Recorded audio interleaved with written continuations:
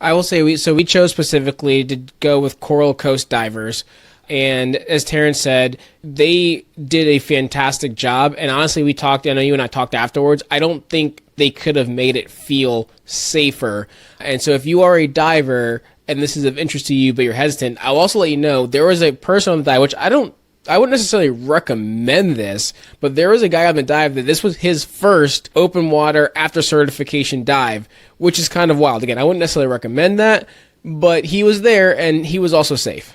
I was surprised at the amount of people who had less dives, like significantly less dives than us, that were like braver going into this. And honestly, that made me be like, well, I have to be brave. Like, I've got this many more dives over these people. Like, I have to help or something. I couldn't have helped because I didn't have any chainmail. The dive guides and all of the dive masters and everyone, they had full chainmail on over their wetsuits. Like Game of Thrones. They looked like knights, but under the water.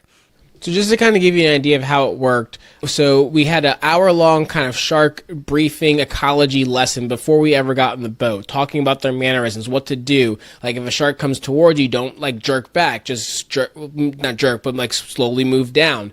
So a whole lesson set, and then we got in a boat, and it was about a 45-minute boat ride to what's called the Colosseum, which is the place they do it. Great name for it.